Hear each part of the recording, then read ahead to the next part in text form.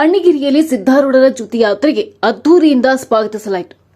ಅಣ್ಣಿಗೇರಿ ಪಟ್ಟಣದ ಸ್ವಾಮಿ ವಿವೇಕಾನಂದ ವೃತ್ತದಲ್ಲಿ ಸಿದ್ದಾರೂಢ ಜ್ಯೋತಿ ಯಾತ್ರೆಗೆ ಅದ್ದೂರಿಯಿಂದ ಸ್ಥಳೀಯ ರುದ್ರಮುನೇಶ್ವರ ದಾಸೋಹ ಮಠದ ಡಾ ಶಿವಕುಮಾರ ಮಹಾಸ್ವಾಮೀಜಿಗಳು ಅವರ ನೇತೃತ್ವದಲ್ಲಿ ಭವ್ಯವಾಗಿ ಸ್ವಾಗತ ಮಾಡಿಕೊಳ್ಳಲಾಯಿತು.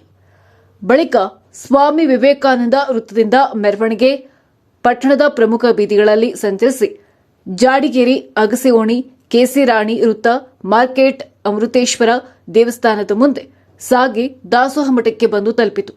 ಇನ್ನು ಮೆರವಣಿಗೆಯಲ್ಲಿ ಜಾಡಿಗೆರೆ ಓಣಿಯ ಭಜನಾ ಮೇಳದವರು ಭಾಗವಹಿಸಿದ್ದರು. ಕೊನೆಯಲ್ಲಿ ದಾಸೋಹ ಮಠದಲ್ಲಿ ಸಮಾರಂಭ ಜರುಗಿತು. ಸಮಾರಂಭದಲ್ಲಿ ರುದ್ರ ಮುನೀಶ್ವರ ದಾಸೋಹ ಮಠದ ಪೂಜ್ಯ ಡಾ ಶಿವಕುಮಾರ ಮಹಾಸ್ವಾಮೀಜಿಯವರು ಭಕ್ತರನ್ನು ಉದ್ದೇಶಿಸಿ ಮಾತನಾಡಿದರು. ಹುಬ್ಬಳ್ಳಿ ಸಿದ್ದಾರೂಢ ಅಂದು ಭಕ್ತರಿಗೆ ಪ್ರಸಾದ ಮಾಡಲಿಕ್ಕೆ ಹುಬ್ಬಳ್ಳಿ ಮಠಕ್ಕೆ ಬರೆ, ಶಾಸ್ತ್ರವನ್ನ ಕೇಳಲಿಕ್ಕೆ ಅಣ್ಣಿಗೇರಿ ಮಠಕ್ಕೆ ಹೋಗಿ ಎಂದು ಹೇಳುತ್ತಿದ್ದರಂತೆ ಎಂದು ಹೇಳಿದರು. ಇನ್ನು ಈ ಸಂದರ್ಭದಲ್ಲಿ ಸಿದ್ದಾರೂಢ ಮಠದ ಚೇರ್ಮನ್ನರು ಬಸವರಾಜ್ ಕಲ್ಯಾಣ ಶೆಟ್ಟರ್, ಧರ್ಮದರ್ಶಿಗಳು ಹಾಗೂ ಜ್ಯೋತಿ ಯಾತ್ರಾ ಅಧ್ಯಕ್ಷರು ಉದಯ್ ಕುಮಾರ್ ನಾಯಕ್ ಹಾಗೂ ಧರ್ಮದರ್ಶಿಗಳು, ವಿಶ್ವ ವೇದಾಂತ್ ಪರಿಷತ್ ಅಧ್ಯಕ್ಷರು ಶ್ಯಾಮಾನಂದ್ ಪೂಜಾರ್, ಅಣ್ಣಿಗೇರಿ ನಿರಂತರ ದಾಸೋಹ ಮಠದ ಅಧ್ಯಕ್ಷರಾದ ರಾಜೇಶ್ ರಾವ್ ದೇಸಾಯಿ, ದಾಸೋಹ ಮಠದ ಸೇವಾ ಸಮಿತಿ ಸದಸ್ಯರು, ಸಕಲ ಸದ್ಭಕ್ತರು ಉಪಸ್ಥಿತರಿದ್ದರು. ಚರಿತ್ರೆಯೊಳಗೆ ಇಲ್ಲವೇ ಇಲ್ಲ, ಕೇವಲ ವರವನ್ನೇ ಕೊಡಮಾಡಿದ ಚರಿತ್ರೆ ಈ ಭೂಮಿಯ ಮೇಲೆ 19-20ನೇ ಶತಮಾನದೊಳಗೆ ನಾವು ಕಾಣಬೇಕು ಅಂದ್ರೆ ಅದು ಜಗದ್ಗುರು ಸಿದ್ದಾರೂಢರ ಕಥಾಮೃತ. ಅಲ್ಲಿ ವರ ಐತಿ, ಶಾಪ ಅನ್ನೋದು ಇಲ್ಲವೇ ಇಲ್ಲ. ವಿಷ ಹಾಕಿದ್ರು ಜಗದ್ಗುರು ಸಿದ್ದಾರೂಢರಿಗೆ. ವಿಷ ಹಾಕಿದವರ ಬದುಕು ಅಮೃತ ಆಗಲಿ ಅಂತ ಬಯಸಿದ. ತಲೆ ಮೇಲೆ ಬೆಂಕಿ ಇಟ್ಟರು, ಬೆಂಕಿ ಇಟ್ಟವರ ಬದುಕು ಬಂಗಾರ ಆಗಲಿ ಅಂತ ಹರಿಸಿದ. ಸಮಯ ಬಂದಾಗ ಪಾದರಕ್ಷೆಗಳನ್ನು ಒಗೆದರು. ಪಾದರಕ್ಷೆ ಒಗೆದಂತಹ ಬದುಕಿಗೆ ಪುಷ್ಪಗಳನ್ನೇ ಸುರಿಮಳೆಯಾಗಿ ಸುರಿಸಿದ.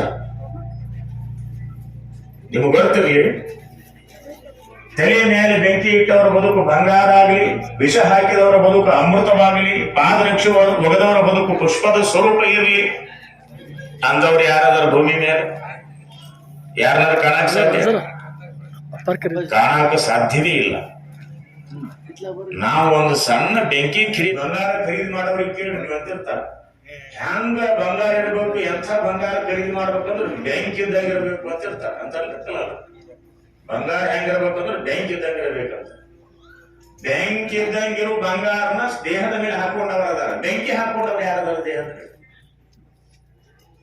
ಬೆಂಕಿಯನ್ನ ಬಂಗಾರವನ್ನ ಸಮಾನವಾಗಿ ಸ್ವೀಕರಿಸಿದ ಈ ಭೂಮಿಯ ಮೇಲೆ ಒಬ್ಬ ಜಗದ್ಗುರುವಿನ ಕಾಣಬೇಕು ಅಂತಂದ್ರೆ ಅವರೇ ಸಿದ್ದಾರೂಢರ ಮತ್ತೊಬ್ಬರಿಲ್ಲ, ಸಾಕ್ಷಾತ್ ಭಗವಂತನ ಈ ಲೋಕವನ್ನ ಉದ್ಧಾರ ಮಾಡುವುದಕ್ಕೆ ಬಂದಿರುವ ಒಂದು ವಿಶೇಷವಾದ ಅವತಾರ. ಅಂತಹ ಜ್ಞಾನಿಯ 10 ಹಲವಾರು ಕಾರ್ಯಕ್ರಮಗಳನ್ನು ಆಧರಿಸಿ ಇವತ್ತು ಜ್ಯೋತಿ ಯಾತ್ರೆ ಬಂದಿದ್ದು. ಜ್ಯೋತಿ ಅರ್ಥಾತ್ ಬೆಳಕು, ಬೆಳಕು ಅರ್ಥಾತ್ ಜ್ಞಾನ.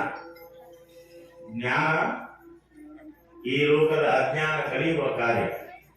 ಅಂತಹ ಸ್ವರೂಪದ ವ್ಯವಸ್ಥೆಯೊಳಗೆ ಸಾಗಿ ಬಂದಿರುವಂತಹ ಈ ಜ್ಯೋತಿ ಇವತ್ತು ಆರೂಢ ಜ್ಯೋತಿ ಅನ್ನೋಣ, ಅದ್ವೈತದ ಜ್ಯೋತಿ ಅಂತ ಕರೆಯುವ.